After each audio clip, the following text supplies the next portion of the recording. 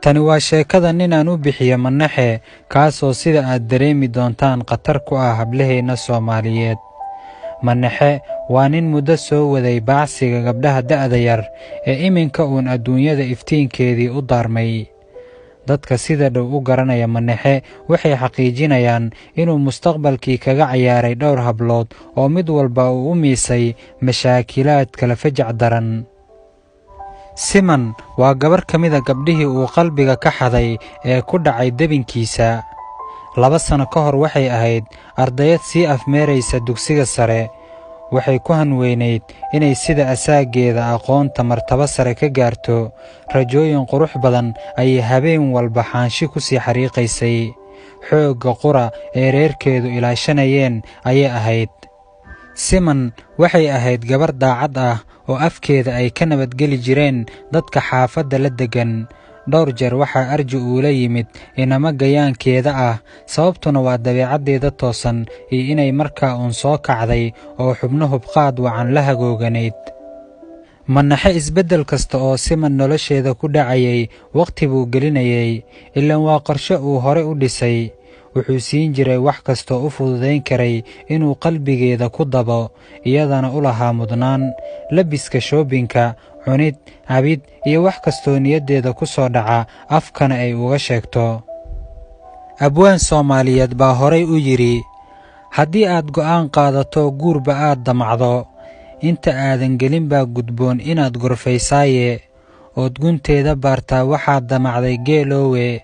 ninkii kaa gu'weyn iyo ninkii garasho kaa dheer leh, iyo geedka kii tegi jiriya goobihii kulanka, iyo kii hortaa guursadaa qayb la geliyaaye, oo go'aanka aad damacsan tahay lala gorfeeyaaye. Siman asxaabteeda iyo dadkii yaqiinay Manaxe in badan ayay u digeen, iyagoo ka warqabay dhagarta Manaxe, balse qof ay meeli u caddahay meeli ka madoobe.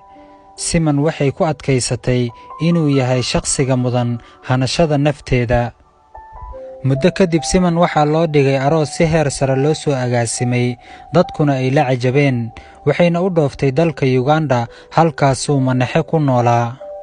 qofna ma qarin karo shakhsiyaddiisa dhabta ah mar haddii la wada dego. bilooyin kadib Siman waxay gashay jawi wada mugdi ah, qaylo, muran, aflagaado iyo dagaal aan kala joogsi lahayn oo meesha ay ku salaysan yihiin aan la garan karin baa la soo dirsay. waxay la yaabtay isbeddelka ku dhacay Manaxe. waxay dib u milicsatay digniintii la siiyey waa hore iyo sida ay dadka u sawirayeen si ka daran inay ku nooshahay. harsi ayuu u diiday. Manaxe xitaa wuxuu garan waayey inuu u naxariisto maadaama ay uur u qaaday. lama dhibaatoone, wuxuu isku diyaarinaya guur hor leh iyo inuu la aqal galo inan kale oo uu sideeda oo kale maankeedii xaday. wuxuuna dibadda isaga saaray Siman oo u laabatay aqalkeedii hore.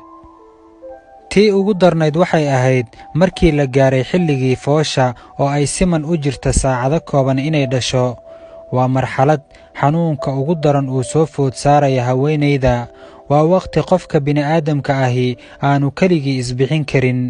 wakhtiga sidaa ah ayaa la wacay Manaxe, loona sheegay in xaaskiisu nolol iyo geeri u dhexayso. ma og tahay waxa uu ku jawaabay? wuxuu yidhi, waa iyada iyo yeelkeeda, waxba igama gelin arrintaas. Siman iyo gabadhii ay dhashayba haatan waxay ku sugan yihiin magaalada Kampala, xaaladdoodana Ilaahay unbaa garan kara. gabar kasta u hanqaltaagaysa adduunyo dhalaal badan, kumanaan jeer ha iska eegto ruuxa ay la wadaagayso nolosha. nin kastoo damacsan inuu dhibaateeyo ooridiisa ha ogaada inay dumar yihiin. hooyadii dhashay ee uu caloosheeda ku soo dhex koray iyo midda la dhalatay ee uu sharafkeeda jecel yahay in lala ilaaliyo. fiiro gaar ah, raggu ma wada xuma ee Manaxe nacas ah, midkaasoo kale in laga feejignaado ay tahay baa jira. waa qalinkii iyo diyaarintii anigoo ah Axmed Cabdikariim waaye arag. waa sheeko gabar kasta ay qabsan karto oo in laga feejignaado ay mudan tahay. waa wacyigelin guude inoo sheer gareeya.